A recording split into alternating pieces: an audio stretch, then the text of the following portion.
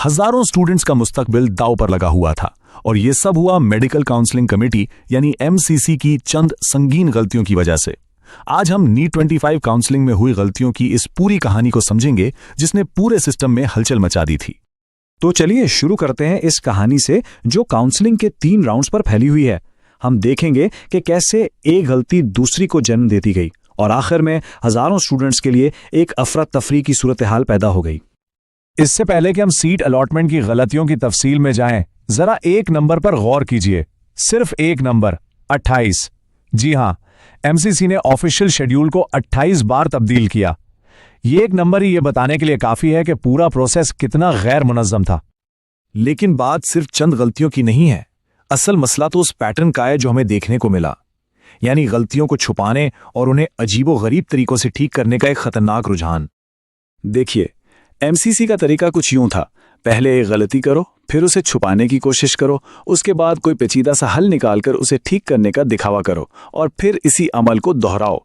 अपनी गलती को साफ साफ मानने के बजाय ये साइकिल बार बार चलता रहा। तो सबसे पहले राउंड 1, यहां से सारे मसले की शुरुआत हुई। एक छोटी सी मामूली सी डाटा एंट्री की गलती जिसे ठीक करने के बजाय खामोशी से दबाने की कोशिश की गई। अब इस स्लाइड को देखिए, फर्क बिल्कुल साफ है। गवर्नमेंट मेडिकल कॉलेज अनंतनाग में ऑल इंडिया कोटा की ठीक 15 सीट्स थीं, लेकिन एमसीसी ने अलॉट कितनी की? पूरी 30, मतलब डबल, सिर्फ इसलिए कि एक डुप्लीकेट एंट्री को वेरीफाई नहीं किया गया। तो इस गलती को ठीक करने के बजाय एमसीसी ने क्या किया? उन्होंने एक किस्म का जुआ खेला। लिस्ट को ठीक नहीं किया, बल्कि ये मान लिया कि अरे पिछले साल के डेटा के हिसाब से ज्यादातर स्टूडेंट्स तो रिपोर्ट ही नहीं करेंगे, तो जो एक्स्ट्रा सीटें हैं वो खुद ही खाली रह जाएंगी। ये एक बहुत ही खतरनाक सोच थी और यहां से ये एक पैटर्न सा बन गया। वही गलती राउंड 2 में दोहराई गई, लेकिन इस बार इसे छुपाने का तरीका और भी ज्यादा पेचीदा था। एक बार फिर वही कहानी। जीएमसी भीलवाड़ा में 23 सीटें थी और अलॉट हो गई पूरी 46, डबल। लेकिन इस बार किस्मत ने साथ नहीं दिया। दस्तयाब सीटों से 8 ज्यादा स्टूडेंट्स ने रिपोर्ट कर दिया। अब क्या? अब इस गलती को सीधा सीधा ठीक करने के बजाय एक बहुत ही पेचीदा रास्ता अपनाया गया। कॉलेज को कहा गया कि एक्स्ट्रा स्टूडेंट्स को एडमिट कर लें।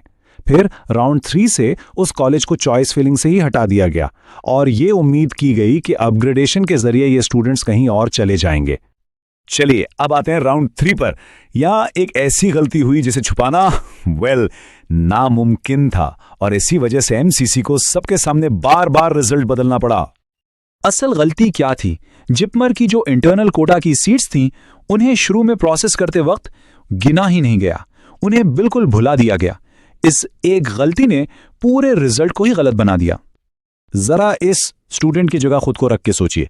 22 अक्टूबर की शाम को पहला रिजल्ट आता है, फिर उसी रात नोटिस आता है कि रिजल्ट रिवाइज होगा। अगली सुबह दूसरा रिजल्ट आता है और फिर नोटिस कि यह भी ठीक नहीं, और आखिर में तीसरा फाइनल रिजल्ट शाम को पब्लिश होता है। एक दिन में 3 रिजल्ट्स। सोचिए कितना ज्यादा स्ट्रेस होगा।